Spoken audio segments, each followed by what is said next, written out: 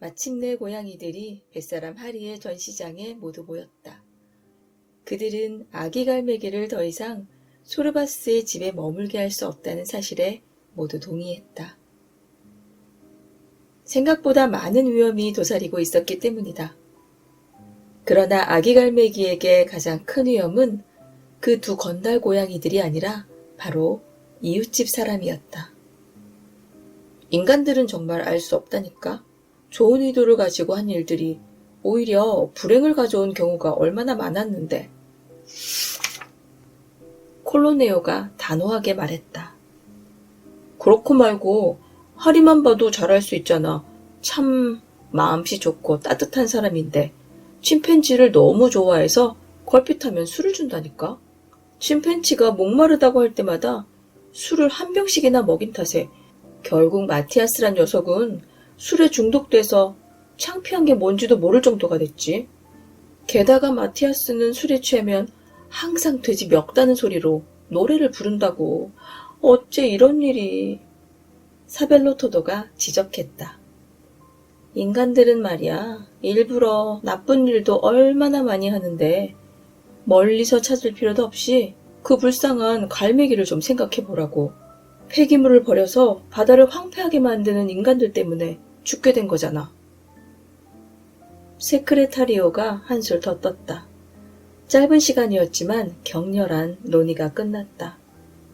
그들은 만장일치로 결론을 내렸다. 아기 갈매기가 나는 법을 배울 때까지 소르바스와 아기 갈매기는 하리의 전시장에서 살아야 한다는 것이었다. 소르바스는 매일 아침마다 집에 다녀오기로 했다. 이웃집 사람이 이상한 눈치를 채지 못하도록 자연스럽게 행동하기 위해서였다. 그리고 다시 와서 아기 갈매기를 돌보는 것이다. 그런데 아기 갈매기에게 이름을 지어주는 게 어떨까? 세크레타리오가 제안을 했다. 그래, 그게 바로 내가 막 하고 싶었던 말일세. 아니, 이제는 그런 말까지 가로채려고 하다니 나 원참 기가 막혀서. 콜로네오가 어이없다는 듯이 불평을 터뜨렸다. 소르바스는 세크레타리오의 제안에 적극 동의했다. 나도 대찬성이야. 아기 갈매기도 이름을 가져야지. 그런데 이름을 짓기 전에 아기 갈매기가 암놈인지 순놈인지 먼저 알아야 할 텐데. 그의 말이 끝나자마자 사벨로토도는 어느 틈에 책장에서 백과사전 한 권을 꺼내 내려놓았다. 시옷으로 시작하는 제10권이었다. 그리고 성이라는 단어를 재빨리 찾기 시작했다. 그러나 불행하게도 아기 갈매기의 성을 어떻게 구별하는지는 백과사전에 적혀 있지 않았다. 글쎄, 자네의 백과사전은 별로 쓸모가 없다는 사실을 알아야 한다니까. 소르바스가 불평했다. 내 백과사전의 유용성에 대해서 이러쿵저러쿵 하면서 의심하는 건 결코 용서할 수 없어. 백과사전 안에는 모든 지식이 들어있단 말이야. 사벨로토도가 불쾌감을 드러내며 말했다. 갈매기, 바다새, 그래, 바를로벤토. 바를로벤토가 아기 갈매기의 암수를 구별해줄 유일한 인물이야. 세크레타리오가 확신에 찬 어조로 말했다. 그래, 내가 방금 그 이름을 말하려고 했는데. 다시는 내 말을 가로채지 말라고 경고했을 텐데? 콜로네오가 나무라듯 윽박을 질렀다. 고양이들이 이야기하는 동안에 아기 갈매기는 박제가 되어 있는 10여 마리의 새들 사이를 거닐고 있었다. 그곳에는 구관조, 앵무새, 공작새, 독수리, 매 등이 있었다. 아기 갈매기는 박제를 쳐다보면서 섬뜩함을 느끼고 있었다. 그때였다. 갑자기 박제가 아닌 살아있는 빨간 눈의 동물이 나타나 아기 갈매기의 앞길을 가로막고 섰다. 아기 갈매기는 살려달라고 절망적인 목소리로 외쳤다. 그의 곁으로 제일 먼저 달려온 것은 역시 소르바스였다. 쥐 한 마리가 앞발로 아기 갈매기를 막 내리치려던 순간 소르바스가 제일 먼저 달려왔다. 소르바스의 존재를 깨닫자마자 쥐는 걸음아 나 살려라 하고 냅다 벽 쪽으로 도망쳐서 겨우 몸을 숨겼다. 나를 잡아먹으려고 했단 말이야. 아기 갈매기는 소르바스를 마구 때리면서 울부짖었다. 이런 위험이 있을 줄 미처 몰랐구나. 쥐들을 만나서 단단히 일러둬야겠다. 소르바스가 결의에 찬 표정으로 말했다. 그는 벽에 갈라진 틈새로 가까이 다가갔다. 안은 너무 어두워 가까스로 쥐들의 눈동자만 볼 수 있을 정도였다. 너희들 왕초를 좀 만나야겠다. 소르바스가 굳은 표정으로 말했다. 내가 왕초다. 어둠 속에서 쥐 한 마리가 대답했다. 만일 네가 왕초라면 너희들은 바퀴벌레만도 못한 놈들임에 틀림없다. 네 왕초에게 내가 보잔다고 전해. 소르바스가 고집을 꺾지 않고 말했다. 그는 쥐 한 마리가 저만큼 멀어져 가는 소리를 들었다. 하수관을 타고 내려가는 발톱 소리가 그대로 들려왔다. 몇 분이 지난 후 그 붉은 눈동자의 쥐가 어둠 속에서 다시 나타났다. 우리 왕초가 널 만나겠대. 나선형 계단으로 내려가는 지하실 있지? 그 지하실의 전리품 괴짝 뒤를 보면 입구가 있을 거야. 소르바스는 그 쥐가 가르쳐준 대로 지하실로 내려갔다. 괴짝들 뒤쪽으로 가니 역시 벽 사이에 조그마한 구멍 하나가 나 있었다. 겨우 몸 하나 드나들 정도로 작은 구멍이었다. 소르바스는 거미줄을 헤쳐가면서 가까스로 쥐들의 세계로 들어갈 수 있었다. 음습한 분위기에다 오물로 인한 악취가 코를 찔렀다. 배수관을 따라 계속 내려가. 눈에는 보이지 않았지만 어디에선가 쥐 한 마리가 그에게 지시를 내리고 있었다. 소르바스는 그 말에 따를 수밖에 없었다. 그는 비좁은 배수구 속에서 몸을 땅바닥에 바싹 붙이고 기어갔다. 온몸은 이미 먼지와 쓰레기로 뒤범벅이 되어 있었다. 어둠을 뚫고 계속해서 안으로 들어가자 조그마한 공간이 나왔다. 비록 미세하긴 했지만 한 줄기 빛이 스며들어왔다.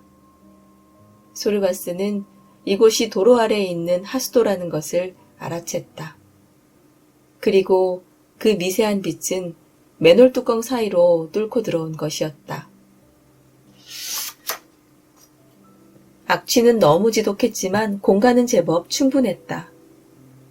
네 발을 딛고 일어서도 될 정도로 여유가 있는 편이었다. 가운데로 더러운 하수가 관을 통해 흘러내리고 있었다. 바로 그때 왕초쥐가 나타났다. 검은 털의 왕초쥐는 덩치가 컸고 온몸이 흉터투성이었다. 왕초쥐는 발톱 하나로 꼬리에 걸려있는 반지를 만지작거리고 있었다. 아니 이게 누구신가? 뚱뚱한 고양이시군. 왕초쥐가 비아냥거렸다. 뚱뚱이 뚱뚱이. 10여 마리의 쥐가 단체로 합창을 했다. 그러나 소르바스는 그들의 눈밖에 볼 수 없었다. 용건만 말하지. 이제 아기 갈매기는 건들지 마. 소르바스는 목에 힘주며 말했다. 그렇다면 고양이들이 아기 갈매기를 키운다는 것이 사실이군. 그럴 줄 알았어. 여기 하수도의 세계에서도 소문이 자자하다네. 아기 갈매기는 꽤나 맛있다던데. 하하하하. 왕초쥐가 말했다. 다른 쥐들이 따라서 합창을 했다. 그 아기 갈매기는 우리 고양이들이 보호하고 있다. 소르바스가 딱 부러지게 말했다. 왜? 키워서 잡아먹게? 우리는 초대 안 할 거야? 이기주의자들 같으니라고. 왕초쥐가 비아냥거렸다. 이기주의자, 이기주의자. 다른 쥐들도 덩달아 외쳤다. 너희들도 잘 알겠지만 내가 지금까지 해치운 쥐들 숫자만 따져도 아마 내 몸에 털보다 많을 거야. 다시 경고하는데 만일 아기 갈매기의 털끝 하나라도 건드리면 너희들 목숨은 이미 끝난 거야. 소르바스가 매우 엄숙하게 경고했다. 어이, 고양이. 여기서 어떻게 나갈지는 생각해봤나? 우리는 이 자리에서 너를 고양이 숲으로 만들어버릴 수도 있어. 왕초쥐가 위협했다. 고양이 숲, 고양이 숲. 역시 이번에도 다른 쥐들이 일제히 합창했다. 바로 그때 소르바스는 잽싸게 왕초쥐를 향해 뛰어올랐다. 그리고 그의 등에 사뿐히 내려앉아서 날카로운 발톱으로 왕초쥐의 머리를 짓눌렀다. 자, 이제 어떡할까? 네 부하들이 나를 숲으로 만들 수 있을지 몰라도 아마도 너는 숲 맛을 볼 수 없을 거야. 자, 그래도 아기 갈매기를 건드릴 텐가? 소르바스가 발톱에 힘을 주며 압박을 가했다. 왕초쥐는 결국 소르바스의 의견을 받아들일 수밖에 없었다. 이런 성깔 한번 고약하군. 좋아 좋아. 고양이 스프는 물론이고 아기 갈매기 스프도 없던 걸로 하지. 하수도 세계에서는 뭐든지 협상이 가능하거든. 그렇다면 협상하자. 아기 갈매기를 건드리지 않는 대신 뭘 원하는지 말해봐. 정원을 자유롭게 통행할 수 있게 해주게. 우리들이 다니지 못하도록 콜로네오가 시장으로 가는 길을 완전히 차단했거든. 자유로운 정원 출입권을 주게. 좋아. 정원을 마음대로 다니도록 해주지. 그러나 조건이 있다. 너희들은 밤에만 다녀야 한다.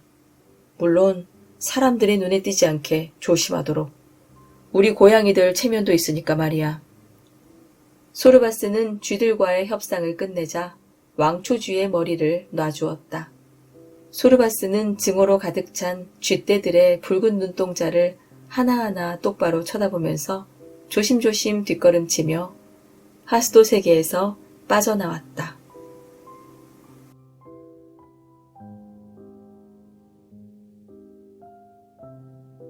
안녕하세요. 아이즈입니다. 오늘 전해드린 얘기는 칠레에 행동하는 작가로 잘 알려져 있는 루이스 세풀베다의 동물들의 이야기를 담은 우화소설 갈매기에게 나는 법을 가르쳐준 고양이였습니다. 아기 갈매기를 보호하기 위해서 위협적인 왕초쥐를 찾아가 협상도 하고 자신과는 전혀 다른 존재도 이해하고 아끼는 고양이들의 모습은 우리에게 믿음과 사랑, 화합과 공존에 대한 희망을 줍니다. 동물들의 이야기를 통해 인간 사회의 모습이 어떠한지, 동물들의 관계에서 어떤 점을 배울 수 있을지 느낄 수 있습니다. 항구에 사는 고양이 소르바스는 바다에서 기름을 뒤집어 쓰게 된 갈매기 캥가를 만나게 됩니다. 캥가는 자신의 새끼에게 나는 법을 가르쳐달라는 말을 남긴 후 알을 낳고 죽게 됩니다. 소르바스는 그 알을 품어 부화시키고 태어난 아기 갈매기는 소르바스를 엄마라고 부르게 됩니다. 아기 갈매기는 소르바스와 고양이 동료들의 보호로 무럭무럭 자라나고 고양이들은 아기 갈매기의 이름을 행운아라는 뜻의 아포르투나다로 짓습니다. 소르바스와 고양이들은 아포르투나다가 날 수 있는 방법을 연구하지만 정작 아포르투나다는 고양이가 되고 싶어 합니다. 어느 날 아포르투나다는 자신은 고양이와 다르며 고양이들이 자신을 잡아먹을 거라는 말을 듣고 충격을 받게 됩니다. 그러자 소르바스는 아포르투나다에게 서로 다른 존재를 사랑하고 아낄 수 있으며 아포르투나다가 갈매기로서 진정한 행복을 느낄 수 있을 때 자신들의 관계가 더욱 아름다워질 것이라고 말해줍니다. 이후 아포르투나다는 자유롭게 나는 데 성공하고 소르바스는 감동의 눈물을 흘립니다. 서로 다른 존재를 인정하고 사랑하는 마음과 자연을 아낄 줄 아는 태도는 인간과 인간, 인간과 자연 사이의 관계 회복을 위한 출발점이 될 것입니다. 저마다 이런 마음들을 회복할 수 있다면 우리 삶 속에서 희망은 다시 날아오를 수 있을 겁니다. 오늘도 끝까지 잘 들어주셔서 고맙습니다. 여러분의 구독과 좋아요로 저를 응원해주세요. 고맙습니다.